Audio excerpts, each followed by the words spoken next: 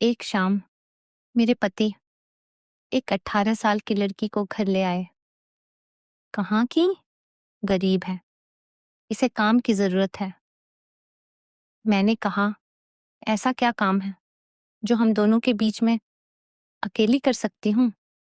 लेकिन उन्होंने बोला, ये यही रहेगी और कुछ काम करेंगी। ऐसा बोलकर वो बेडरूम में चले गए। किसी अजनबी जवान लड़की को इस तरह अपने घर में रखना मुझे कुछ समझ नहीं आया। मेरा नाम अनन्या है। मैं कभी कभी ये सोचती हूँ कि मुझे बहुत अच्छा पति मिला है। शहर में आए अभी हमें कुछ दिन ही हुए हैं, तभी मेरे पति एक 18 साल की लड़की को एक दिन घर ले आए। कहाँ की? गरीब है, इसे काम की जरूरत है। मैंने कहा, ऐसा क्या काम है जो हम दोनों के बीच में अकेली कर सकती हूँ? लेकिन उन्होंने बोला, ये यही रहेगी और कुछ काम करेंगी। मैंने बोला, ठीक है, लेकिन किसी अजनबी जवान लड़की को इस तरह अपने घर में रखना मुझे कुछ समझ नहीं आया। वो भी तब जब मैं मना कर रही हूँ।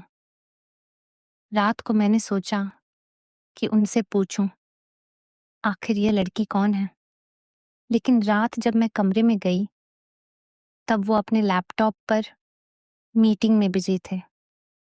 जैसे ही मैंने दरवाजा खोला, उन्होंने हाथ से इशारा करके मुझे चुप रहने को कहा। मैं बिस्तर के एक साइड पर सो गई।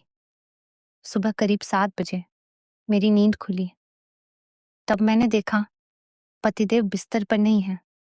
मैंने बाथरूम देखा, वो वहां भी नहीं थे।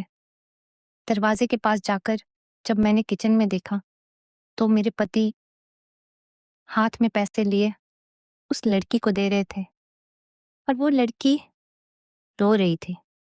वो उसे चुप भी करा रहे थे। पैसे देकर वो मुझसे मिले बगैर बाहर मेन डोर से निकल गए। मुझे अब कुछ समझ नहीं आया कि बात क्या है। थोड़ी घबराहट भी हुई। अजीब अजीब ख्याल मन में आने लगे। साथ ही ये भी ख्याल आया कि जो मैं सोच रही हूँ ऐसा कुछ भी ना हो। मैं बेडरूम से बाहर आई। वो लड़की मुझे देखकर अपने आंसू पोंछ लिए।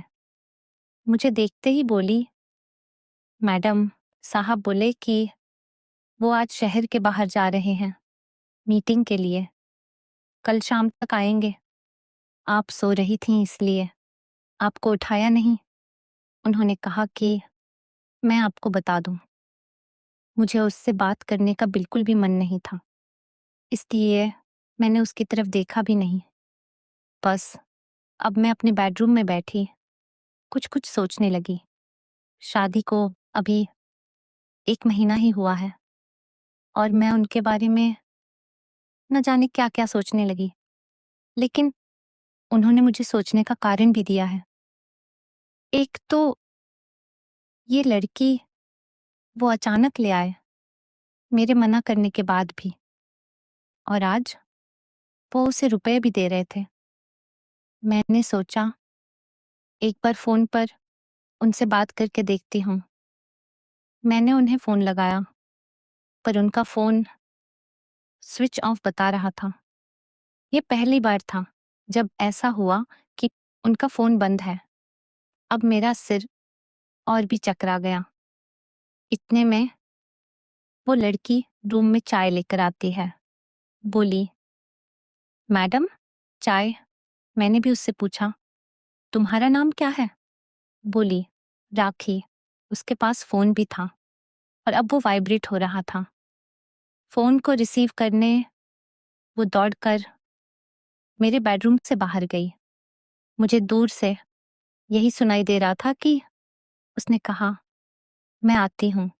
फिर बात करके वो वापस मेरे बेडरूम में आकर बोली, मैडम मैं 2 घंटे में आती हूँ, मुझे कुछ काम आ गया। इतना बोलकर वो मेरी हाँ सुने बगैर ही चली गई। मैं कुछ बोल ही नहीं पाई। लेकिन फिर 2 मिनट बाद मेरे मन में आया कि क्यों ना उसका पीछा करूं, और मैंने 1 सेकंड में कपड़े बदले और उसके पीछे हो गई। वो मुझे मेरी बिल्डिंग के नीचे दिखाई दी। उसके बाद उसने एक रिक्शा लिया। मैंने भी रिक्शा लेकर उसका पीछा किया। रिक्शा एक पतली सी गली में रुका। वो वहां से उतरकर पैदल चलने लगी। बहुत सारे छोटे-छोटे घरों से होते हुए वो एक घर के आगे पहुंची। मैं लगातार उसका पीछा कर रही थी। क्यों कर रही थी? क्या जानना चाहती थी? इसका मुझे कुछ पता नहीं था। बस मैं उसके पीछे थी। दरवाजा खुला और खुलते ही वो लिपट गई अपनी माँ से। जोर से माँ और बेटी दोनों रोने लगी। दरवाजा बंद करना भी भूल गए। मुझे लगा कि अब मुझे सामने जाकर बात करनी होगी कि परेशानी क्या है। मैं उसके सामने गई। मुझे देखकर लड़की बोली, मैडम आप यहाँ पर? मैंने कहा, तुम्हारे साहब बोले थे कि तुम्हारा ध्यान रखना। उसकी रोती हुई माँ बोली, ऐसा इंसान बहुत कम मिलता है। मैंने पूछा, क्या परेशानी है? आप मुझे बताइए। माँ बोली, इसके पिता साहब ऑफिस में सिक्योरिटी में नौकरी करते थे। अचानक हार्ट अटैक से उनका देहांत हो गया। इसका एक भाई है, लेकिन उसे पीने और जुए की लत है। वो मेरे पास एक पैसा नहीं टिकने देता। मैं अपनी परेशानी लेकर साहब के पास गई और उन्होंने पैसों से हमारी मदद की। साथ ही जब मैंने बताया कि इसका भाई ऐसा है, तो उन्होंने कहा, इसका यहाँ रहना सही नहीं है। इसलिए वो इसे अपने घर ले गए।